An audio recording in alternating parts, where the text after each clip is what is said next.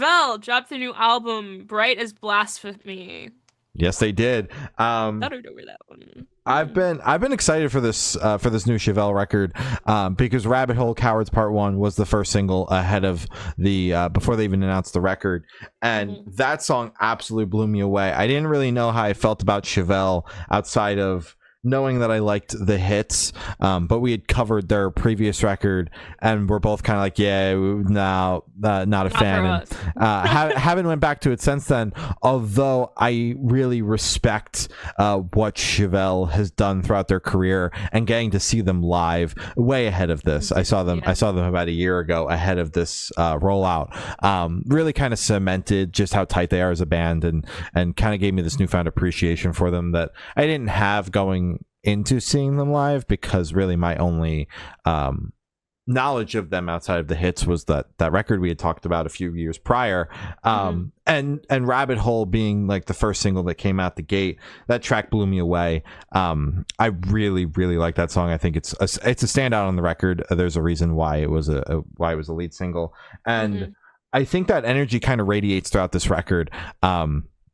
I think it's solid, really solid for the most part. There's a couple of moments on the album which kind of bums me out to say because it's on the shorter side, but there are a couple of moments on this record where I'm like, part of it is just how long all the tracks are, where some of the tracks are on the slower side, and I'm like, I could go without this, or I could go with the tracks being a little bit slow, a little bit shorter, those slower moments, because like they come off the powerhouse, the three singles opening up the record. Pale Horse was like the focus track for the album, so technically a single, coming off the the rip here with the first three singles with Pale Horse, Rabbit Hole, and Jim Jones Cowards Part 1 and 2, and then you're cruising with like the height of the album. Quite frankly, these songs are really strong, and then Hallucinations is the first track, the fourth track on the record, and the first track you get after hearing the three singles back to back, and it's just like it kind of sucks the air out of the album for a second,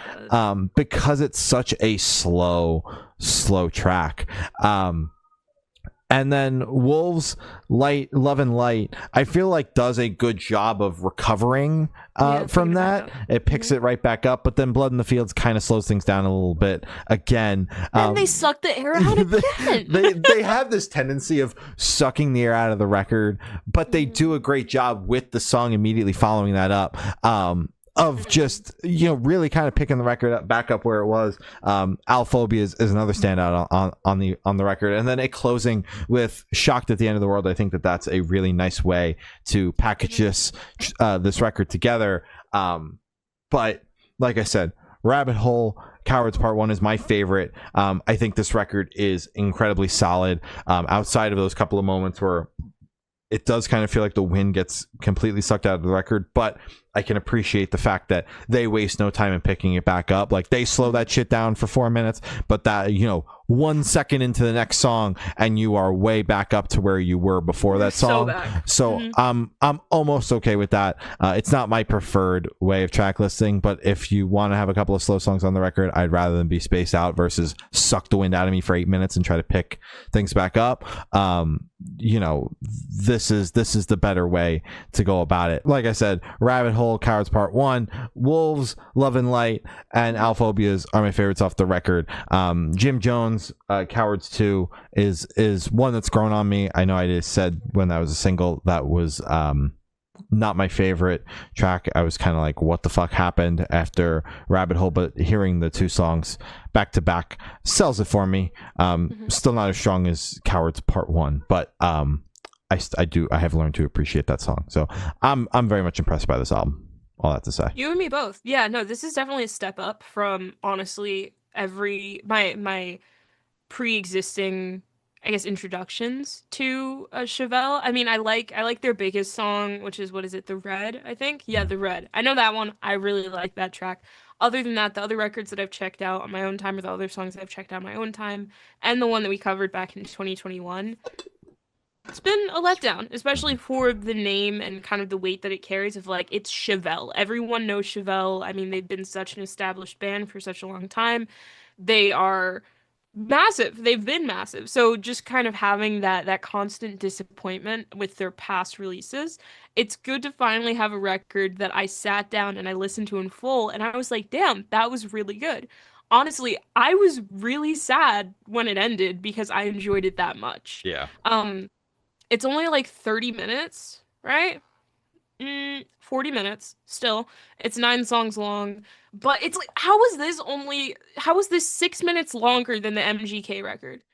You know? I mean, shorter than the MGK record. And but it went by so quickly, you know? Anyways, I completely agree with everything you said. I think they did have the track listing down, which is something that a lot of bands, not a lot of bands, but just when you have two or more slower tracks on a record, it gets a little funky because you really don't know where to put them. Do you put them back to back? Do you put one at the beginning half and then one at the closer? They didn't do either. I mean, they put Hallucinations as the fourth track, which I feel like is closer. It's the middle of the record. And then the last one is the third to last track. So they spaced them out perfectly. And I completely agree when you said that the songs immediately afterwards lifted it back up and started it, just kicked it back into gear immediately.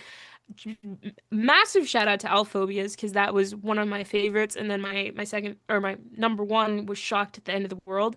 That was my favorite.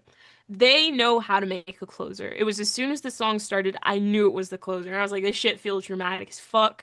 It feels big, and it ended exactly how it should. I feel like it wrapped the album up wonderfully. Wonderfully? That Mm-hmm. is a word. Yep. Yeah, hell yeah. Hell yeah. Um, the singles I enjoyed, I agree. I think Rabbit Hole is still the better single out of all of the ones that they've dropped. I did like Wolves, Love and Light, but honestly, the standouts for me were the last two tracks, Alphobias and Shocked at the End of the World. Um, really liked this record more than I thought I would, but honestly, I could have guessed it from our reception to the singles. Um, this was good. This was really Yeah. good. Yeah, they're going to be Yeah. on tour. They're on tour currently, supporting this record with support from Asking Alexandria and Dead Poet Society. So peep the dates. They do We're put going. on one hell of a show, and that's a phenomenal bill. Mhm. I am very excited for Saturday, getting to see them in Asbury Park. But like I said, peep the dates. See if the tour's coming near you. They're very solid live.